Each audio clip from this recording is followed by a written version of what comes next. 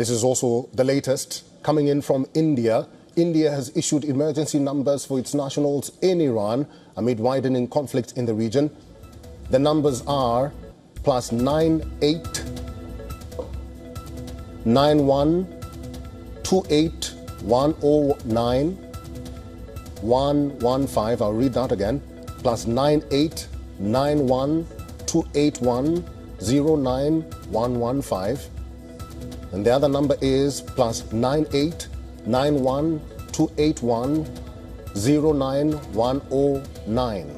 Again, +98 91 281 09109. This comes as India has urged its nationals in the region to stay in shelters and avoid travel.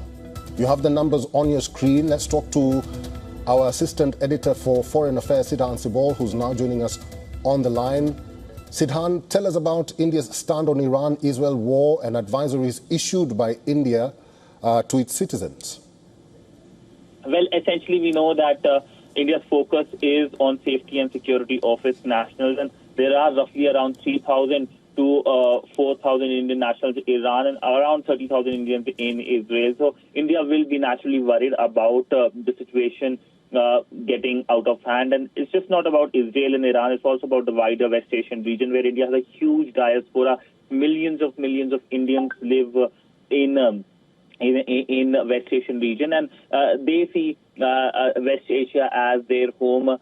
Many of them, of course, send a lot of remittances as well, which is one of the key mainstay for many of them in their own regions. Now, essentially, India's focus is on following things. First, of course, is the diaspora. We know the numbers, of course, have been given, and India has been actively asking its diaspora to follow local advisories. The second, of course, is the energy. India, of course, imports a large quantity of energy, crude oil from this part of the world. And if the situation gets out of hand, India will be, of course, concerned. This impacts India's energy security as well. And this, of course, also means higher crude oil prices, which, of course, impacts the pocket of many Indians.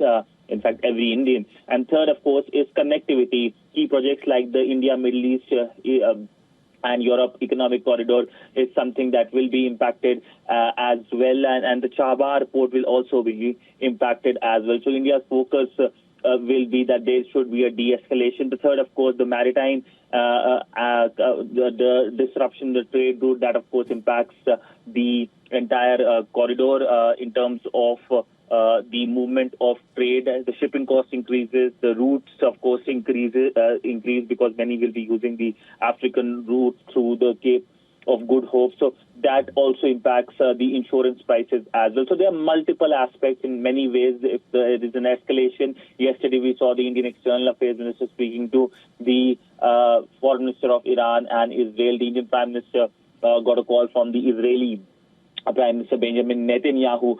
So India's focus will be an early de-escalation amidst this widening conflict. Sidhan Sibol, very quickly, the other concern was about flights, and we do understand that some airspaces were closed, but Jordan has opened its airspace. Do we have any information from the Indian aviation industry on probably the flights to Israel and the flights to Iran? Well, I do not think that there will be any flights right now.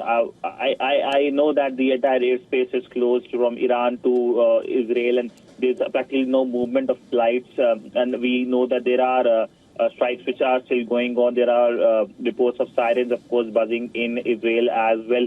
In fact, the Israeli army has said that Iranian projectiles have hit Tel Aviv as well, and Iranian missiles have hit other areas, including Jerusalem as well. And we saw earlier the Israeli strikes in Iran as well. So amidst this escalating and widening conflict, the big worry for India will be multi-pronged, from diaspora to energy, from maritime routes to, of course, the aviation routes, because now the airlines will be taking a longer route from India to the Arab lands, that's Saudi Arabia, Oman airspace, and then, of course, going to the Eastern Mediterranean and then to Europe. In fact, the Indian Prime Minister travels to Cyprus, later to Canada and Croatia, his airspace, the route, of course, will be closely watched. But we know that this is his first visit since Operation Sindoor, but also visit to G7, where, of course, the dominating issue will be Israel and Iran conflict that is widening. All right, that is our Assistant Editor for Foreign Affairs, Sidhan Sibol. Sidhan Sibol, we have to leave it there. What you see on your screen are the emergency contact details of the embassy, of the Indian embassy in Iran, and also the Indian diaspora in West Asia had also issued a similar advisory to their citizens living in this region to contact them for any further assistance and help. I'll just read the number to you: +98 912 8109115 and +98 91281 09109. So if you're in Iran, you need to contact the embassy, the Indian embassy in Iran, for further details.